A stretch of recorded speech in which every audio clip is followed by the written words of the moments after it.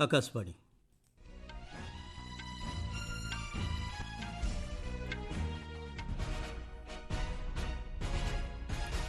संवाद पढ़ुछंती उदयनाथ स्वाई।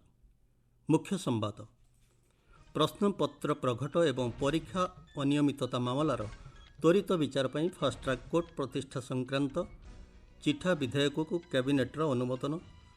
नुआदिल्ली में केन्द्रमंत्री JP Nadda doctor Jitendra Singh और सीजेपी प्रतिनिधि दल मध्य आलोचना।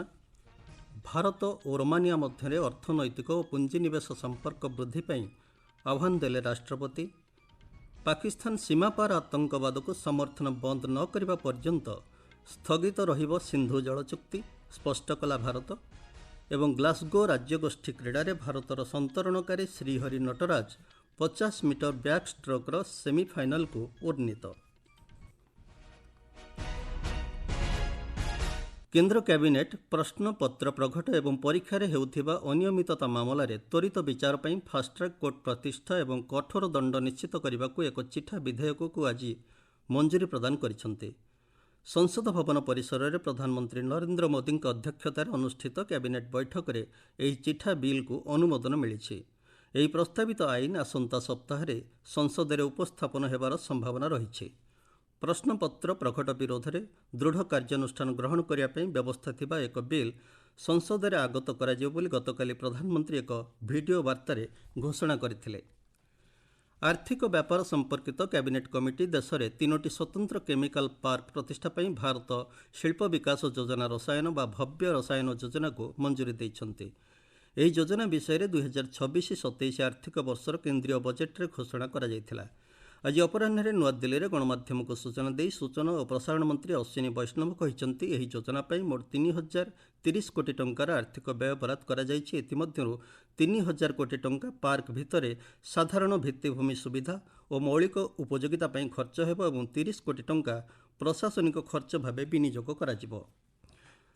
कर्णाटक और आंध्र प्रदेश मध्य थिबा बल्लारी गुंटकाल रेल सेक्शन तृतीय और चतुर्थ लाइन निर्माण को कैबिनेट मंजूरी देइछन्ति।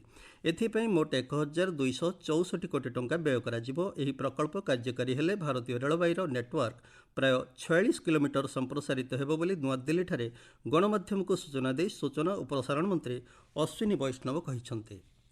संसदर उभय सदन को आसंता सोमवार पर्यंत मुलतवी घोषणा करा जायछि। विभिन्न प्रसंग को नहीं क्रमागत पंचम दिन पर गृह में हट्टगोल जारी रहिबा परे एही निष्पत्ति निया जायछि। राज्यसभा द्वितीय मुलतवी पर अपराह्न 2टारे गृह कार्य आरंभ हेबा मात्रे स्वराष्ट्र राष्ट्रमंत्री नित्यानंद राय जातीय सम्मान अपमान प्रतिरोध संशोधन बिल 2026 आगत करथिले। बिल आगत हेबा परे पुनर्बार विभिन्न प्रसंग को नहीं विरोधी सदस्यों पक्षर हट्टगोल जारी रहिबार उपाध्यक्ष हरिवंश गृह को सोमवार पर्यंत मुलतवी करथिले। पूर्वाह्न 12टारे प्रथम मुलतवी पर गृह कार्य आरंभ हेबा मात्रे अध्यक्ष सीपी राधाकृष्णन प्रश्नकाल चलाइबा चेष्टा करथिले मध्य विरोधी दलगुड़िक पक्षर हट्टगोल जारी रहिबारु गृह को अपराह्न 2टा पर्यंत मुलतवी रखा जायथिला। पूर्वाह्न 11टारे गृह कार्य आरंभ बेले कारगिल युद्धर शहीद मानक श्रद्धांजलि अर्पण करा सह सदन में नीरव प्रार्थना करा जायथिला। कारगिल विजय दिवस देशर सार्वभौमत्व रक्षा करिथिबा सैनिक मानक वीरत्व को सम्मान जणाए बोली अध्यक्ष श्री राधाकृष्णन कहिथिले। यापर शून्यकाल विरोधी दल सदस्यों पक्षर हट्टगोल जारी रहिबारु गृह को 12टा पर्यंत मुलतवी करा जायथिला। लोकसभा अनुरूप स्थिति परिलक्षित होइतिला। मध्याह्न 12टारे गृह कार्य आरंभ हेबा बेले संसदीय व्यापार मंत्री किरण रिजिजू कहिथिले सरकार प्रथम दिन ही नीट प्रसंग में आलोचना पर प्रस्तुत अछंती। कांग्रेसर केतक शर्त जोगु आलोचना आगक बढ़ी पारुनाही बोली श्री रिजिजू कहिसंती। गृहर स्वाभाविक कार्य से विरोधी दल नेता राहुल गांधी को निज दलर सदस्य मानक मार्गदर्शन करने को अनुरोध करिसंती। पीठासीन अधिकारी जगदम्बिका पाल विरोधी को गृह चलाइबारे सहयोग करने को अनुरोध करथिले। मात्र प्रबल हट्टगोल जोगु गृह को सोमवार पर्यंत मुलतवी रखा जायछि। पूर्वाह्न 11टारे गृह कार्य आरंभ हेबा मात्रे कारगिल युद्धरे सर्वोच्च बलिदान देइथिबा सैनिक मानक प्रति श्रद्धांजलि अर्पण करा जायथिला। आपण माने संवाद सुनुछंती आकाशवाणी रो। केन्द्रमंत्री जेपी नड्डा एवं डॉक्टर जितेंद्र सिंह आज नुआदिल्ली में सीजेपी प्रतिनिधि दल को भेटिछन्ति। बैठक पर गणमाध्यम सह आलोचना करी श्री नड्डा कहते आलोचना समय परीक्षा व्यवस्था संस्कार नहीं सीजेपीर दाबीगुड़ी को से शुणिछन्ति। ସିଜେପି ପକ୍ଷରୁ 3ଟି ମୁଖ୍ୟ ଦାବି ଉପସ୍ଥାପନ କରାଯାଇଛି ଏବଂ ପରୀକ୍ଷା ପ୍ରଶ୍ନପତ୍ର ପ୍ରଘଟ ରୋକିବା ପାଇଁ କେତେକ ସଂସ୍କାରମୂଳକ ପଦକ୍ଷେପ ପାଇଁ ମଧ୍ୟ ପରାମର୍ଶ ଦିଆଯାଇଛି। ସରକାର ଆସନ୍ତାକାଲି ଏହି ପ୍ରତିନିଧି ଦଳ ସହ ଆଉ ଏକ ପର୍ଯ୍ୟାୟ ଆଲୋଚନା କରିବେ ବୋଲି ଶ୍ରୀ ନଡ୍ଡା କହିଛନ୍ତି। ରାଷ୍ଟ୍ରପତି ଦ୍ରୌପଦୀ ମୁର୍ମୁ ଭାରତ ଓ ରୋମାନିଆ ମଧ୍ୟରେ ଅର୍ଥନୈତିକ ଓ ପୁଞ୍ଜିନିବେଶ ସମ୍ପର୍କ ବୃଦ୍ଧି କରିବାକୁ ଆହ୍ୱାନ ଦେଇଛନ୍ତି। ଦୁଇ ଦେଶ ମଧ୍ୟରେ ଗଭୀର ବାଣିଜ୍ୟିକ ସହଯୋଗ ପାଇଁ ଅପାର ସମ୍ଭାବନା ରହିଛି ବୋଲି ଶ୍ରୀମତୀ ମୁର୍ମୁ କହିଛନ୍ତି। ବୁଖାରେଷ୍ଟଠାରେ ଆୟୋଜିତ ଭାରତ ଓ ରୋମାନିଆ ବ୍ୟବସାୟିକ ଫୋରମକୁ ସମ୍ବୋଧିତ କରି ରାଷ୍ଟ୍ରପତି କହିଛନ୍ତି, ରୋମାନିଆର ରଣନୀତିକ ଅବସ୍ଥିତି, ଦକ୍ଷ ଶ୍ରମଶକ୍ତି ଏବଂ ୟୁରୋପୀୟ ସଂଘ ସହ ଏହାର ମଜବୁତ ସମନ୍ୱୟ ଏହାକୁ ଭାରତ ପାଇଁ ଏକ ଦୃଢ଼ ଅଂଶୀଦାର ଭାବେ ଗଢ଼ି ତୋଳିଛି। ପ୍ରସ୍ତାବିତ ଭାରତ ୟୁରୋପୀୟ ସଂଘ ମୁକ୍ତ ବାଣିଜ୍ୟିକ ଚୁକ୍ତି ବାଣିଜ୍ୟ, ପୁଞ୍ଜିନିବେଶ ଏବଂ ସୁଦୃଢ଼ ଯୋଗାଣ ଶୃଙ୍ଖଳକୁ ପ୍ରୋତ୍ସାହିତ କରି ଆର୍ଥିକ ସମ୍ପର୍କକୁ ସୁଦୃଢ଼ କରିବାରେ ଏକ ମାଇଲଖୁଣ୍ଟ ସାବ୍ୟସ୍ତ ହେବ ବୋଲି ରାଷ୍ଟ୍ରପତି ମୁର୍ମୁ କହିଛନ୍ତି। ବ୍ୟବସାୟୀ, ଏମ୍ଏସ୍ଏମ୍ଇ ଏବଂ ଷ୍ଟାର୍ଟଅପ୍ଗୁଡ଼ିକ ପାଇଁ ନୂତନ ସୁଯୋଗ ସୃଷ୍ଟି କରିବା ଦିଗରେ ଏହାର ତ୍ୱରିତ କାର୍ଯ୍ୟକାରିତା ଉପରେ ସେ ଗୁରୁତ୍ୱାରୋପ କରିଛନ୍ତି। ରାଷ୍ଟ୍ରପତି କହିଛନ୍ତି, ଭାରତ ଏବଂ ରୋମାନିଆ ପ୍ରତିରକ୍ଷା ଉତ୍ପାଦନ, ଅକ୍ଷୟ ଶକ୍ତି, ଗ୍ରୀନ୍ ହାଇଡ୍ରୋଜେନ୍, ଆଣବିକ ଶକ୍ତି, ସୂଚନା ଓ ପ୍ରଯୁକ୍ତିବିଦ୍ୟା ଭଳି ବିଭିନ୍ନ କ୍ଷେତ୍ରରେ ସହଯୋଗକୁ ବହୁମାତ୍ରାରେ ବୃଦ୍ଧି କରିପାରିବେ। ଏତଦ୍‌ବ୍ୟତୀତ ଭାରତର ଦ୍ରୁତ ଅଭିବୃଦ୍ଧିଶୀଳ ଅର୍ଥନୀତି, ନିବେଶକ ଅନୁକୂଳ ସଂସ୍କାର ଏବଂ ବିକଶିତ ଭାରତ 2047ର ସଂକଳ୍ପ ବିଶ୍ୱସ୍ତରୀୟ ଭାଗିଦାରୀ ଏବଂ ପୁଞ୍ଜିନିବେଶ ପାଇଁ ବ୍ୟାପକ ସୁଯୋଗ ପ୍ରଦାନ କରୁଛି ବୋଲି ରାଷ୍ଟ୍ରପତି କହିଛନ୍ତି। ଇସଲାମାବାଦ ଯେ ପର୍ଯ୍ୟନ୍ତ ସୀମାପାର ଆତଙ୍କବାଦକୁ ସମର୍ଥନ କରିବା ବନ୍ଦ ନ କରିଛି ସେ ପର୍ଯ୍ୟନ୍ତ ସିନ୍ଧୁ ଜଳ ଚୁକ୍ତି ସ୍ଥଗିତ ରହିବ ବୋଲି ନୂଆଦିଲ୍ଲୀ ସ୍ପଷ୍ଟ କରିଛି। ଭାରତ ପଡ଼ୋଶୀ ଦେଶରେ ବନ୍ୟା ପରିସ୍ଥିତି ସୃଷ୍ଟି କରୁଥିବା ଅଭିଯୋଗ ସଂକ୍ରାନ୍ତ ପାକିସ୍ତାନୀ ଗଣମାଧ୍ୟମର ରିପୋର୍ଟକୁ ବୈଦେଶିକ ବ୍ୟାପାର ମନ୍ତ୍ରଣାଳୟ ମୁଖପାତ୍ର ରଣଧୀର ଜୟସ୍ୱାଲ ଖଣ୍ଡନ କରିଛନ୍ତି। ନୂଆଦିଲ୍ଲୀରେ ସାମ୍ବାଦିକ ସମ୍ମିଳନୀରେ ସୂଚନା ଦେଇ ଶ୍ରୀ ଜୟସ୍ୱାଲ କହିଛନ୍ତି, ଚଳିତ ସପ୍ତାହରେ ଜମ୍ମୁ ଏବଂ ଏହାର ଆଖପାଖ ଅଞ୍ଚଳରେ ମୌସୁମୀ ଜନିତ ପ୍ରବଳ ବର୍ଷା ଯୋଗୁଁ ଚେନାବ ନଦୀର ଜଳସ୍ତର ସ୍ୱାଭାବିକ ଭାବେ ବୃଦ୍ଧି ପାଇଛି। ବାହୁଡ଼ା ଯାତ୍ରାରେ ଆଜି ପୁରୀ ଗୁଣ୍ଡିଚା ମନ୍ଦିରରୁ ଚତୁର୍ଦ୍ଧା ବିଗ୍ରହ ସିଂହଦ୍ୱାରକୁ ବାହୁଡ଼ୁଛନ୍ତି। ଅପରାହ୍ନରେ ବାହୁଡ଼ା ପହଣ୍ଡି ଶେଷ ହେବା ପରେ ମଦନମୋହନ ରାମକୃଷ୍ଣ ରଥ ଉପରକୁ ବିଜେ କରିଥିଲେ। ଗଜପତି ମହାରାଜା ଦିବ୍ୟ ସିଂହଦେବ 3 ରଥରେ ଛେରା ପହଁରା ନୀତି ସମ୍ପନ୍ନ କରିଥିଲେ। ଛେରା ପହଁରା ସରିବା ପରେ ରଥରୁ ଚାରମାଳ ଫିଟାଯାଇ ଘୋଡ଼ା ଯୋଚା ଯାଇଥିଲା। ଅପରାହ୍ନ ପ୍ରାୟ 4:30ଟାରେ ପ୍ରଥମେ ଶ୍ରୀ ବଳଭଦ୍ରଙ୍କ ତାଳଧ୍ୱଜ ରଥ, ପରେ ଦେବୀ ସୁଭଦ୍ରାଙ୍କ ଦେବଦଳନ ଏବଂ ଶେଷରେ ମହାପ୍ରଭୁ ଶ୍ରୀ ଜଗନ୍ନାଥଙ୍କ ନନ୍ଦିଘୋଷ ରଥକୁ ଶ୍ରଦ୍ଧାଳୁମାନେ ସିଂହଦ୍ୱାର ଅଭିମୁଖେ ଟାଣିଥିଲେ।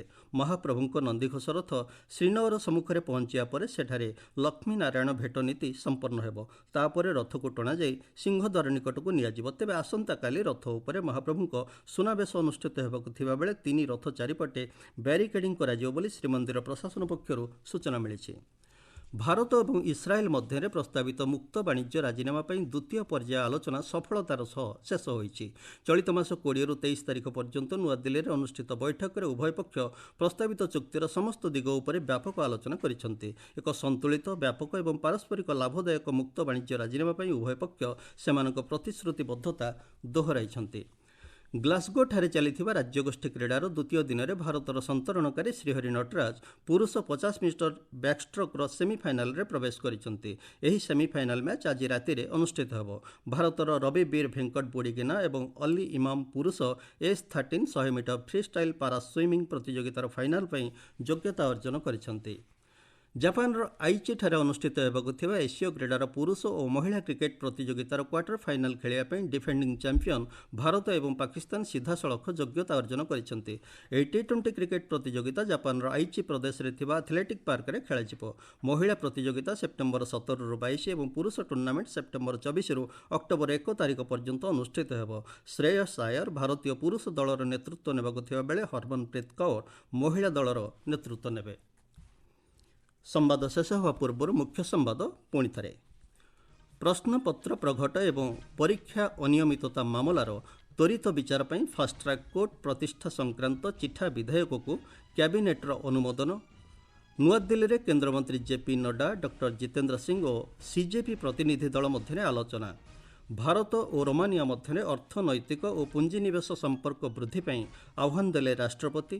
ପାକିସ୍ତାନ ସୀମାପାର ଆତଙ୍କବାଦକୁ ସମର୍ଥନ ବନ୍ଦ ନ କରିବା ପର୍ଯ୍ୟନ୍ତ ସ୍ଥଗିତ ରହିବ ସିନ୍ଧୁ ଜଳ ଚୁକ୍ତି ସ୍ପଷ୍ଟ କଲା ଭାରତ। ଏବଂ ଗ୍ଲାସଗୋ ରାଜ୍ୟଗୋଷ୍ଠୀ କ୍ରୀଡ଼ାରେ ଭାରତର ସନ୍ତରଣକାରୀ ଶ୍ରୀହରି ନଟରାଜ 50 ମିଟର ବ୍ୟାକ୍ଷ୍ଟ୍ରୋକ୍ର ସେମିଫାଇନାଲକୁ ଉନ୍ନୀତ। ସମ୍ବାଦ ଶେଷ ହେଲା। ଅଧିକ ସମ୍ବାଦ ପାଇଁ ଆପଣମାନେ NewsOnAIR.gov.in ୱେବସାଇଟ୍ ଏବଂ NewsOnAIR ଆପ୍ରେ ଲଗ୍ଇନ୍ କରିପାରିବେ।